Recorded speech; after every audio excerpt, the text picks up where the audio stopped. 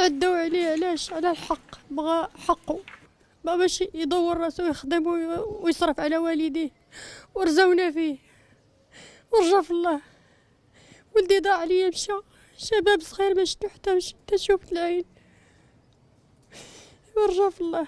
ولدي ضاع عليا، علاش؟ على الباطل. مشاو شهادة السكنة وقتلوا ليا، تعدوا عليه، ما عتقوه، ما نقدوه، ما قالوا شي، راه طراو جابوا لابيلانس، جمعوا الدري داوه للسبيطار، صبغوا قعدوا سدوا المقاطعة. كيدير شي حد شي الظلم هذاك؟ ماشي روح هذيك، شباب صغير ما خلى ولد ولا بنت، رزاوه في عمره، رزاوه في حياته. ولدي حرقني، ولدي تحرقت، انا اللي تحرقت، هما اللي حرقوني في ولدي، حرقوا لي ولدي، حرقوا لي قلبي، خلوني يتيمه بلا ولد. اخر صوره ديالو باش يصايب لاكارت. الاخ ديالي مشى يبحث على وثيقه شهاده السكنه باش يجدد بطاقه التعريف الوطنيه، البطاقه البيومتريه، رغبه منه في الحصول على رخصه السياقه. بعد ما مشى للمصالح ديال المقاطعه 49 من شافين حي على البرجه، رفضوا يسلموا هذه الشهاده هذه بلا قبل ما يعطي رشوه، لانه تعودنا نعطيو رشوه في هذه القضيه هذه.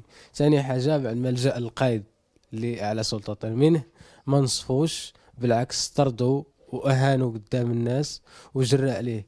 هذا الشيء من بعد 15 يوم ديال المشي والمجي، هو كيزرزروا على ديك الوثيقه هذيك. اذا كيفاش بغيتوا مواطن بسيط انه تكون ردة الفعل ديالو؟ الاخ ديالي مشى جاب واحد الماده قابله للاشتعال وشعل نفسه داخل المقاطعه امام انظار المعنيين بالامر، بدون ان يتدخلوا لمنعه وبدون ان يتدخلوا لاحماد الحريق. كنلاحظوا انه هاد الناس هادو بقاو كيتفرجوا فيه، دفعوه للانتحار قائلين، كيقولوا ليه انتحر ولا تفرقع ولا اللي بغيتي ديرو. هذه العباره اللي قالوا. ثاني حاجه، لولا واحد السيده اللي كانت تماك وتدخلات وامرات رجل من المقومات المساعده باش يجيب مانطا ويديرها عليه، لولا هذا السيد بقى كيحترق حتى الموت. وهاد الناس هادو غلقوا المقاطعه، صبغوا الجدران، بدلوا المصباح كأن شيئا لم يحدث، وما علموش الوكيل ديال جلاله الملك، لان من وضعنا الشكايه ديال وكيل جلاله الملك ما كانش على علم بالواقعه. كيف يعقل توقع حادثه على هذه الدرجه من الخطوره وما تكونش في علم وكيل جلاله الملك؟ مما دفعنا الى تحويل القضيه الى محكمه الاستئناف، ولحد الان باقي كنلقاو عراقيل باش نوصلوا للحق ديالنا.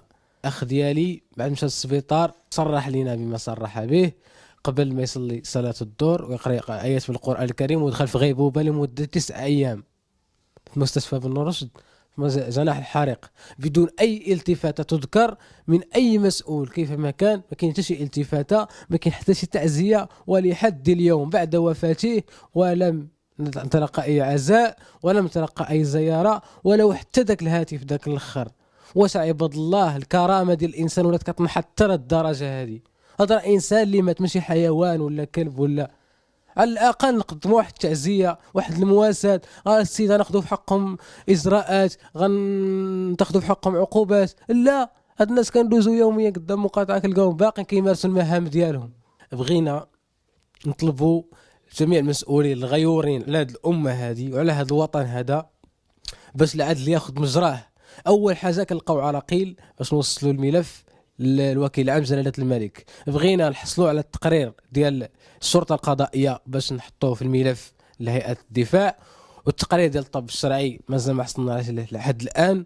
وبغينا من هذا المنبر كنطلبوا جلاله الملك نصره الله يتدخل، لانه كاينين الناس اللي مازال كيتسلطوا وكيمرروا ملفات تحت الدف كما هذه العباره هذه، ومازال مازال كاين الفخر بالمنصب ديالهم. مازال بغينا الحق ديالنا يرجع، لاننا مازالين محروقين في الداخل ديالنا، ومازالين كنشوفوا الناس اللي تعداو على الاخ ديالي وخداو منه رشوه ودفعوه يقوم بهذا العمل هذا، ويبقاو كيتفرجوا فيه حتى توفى.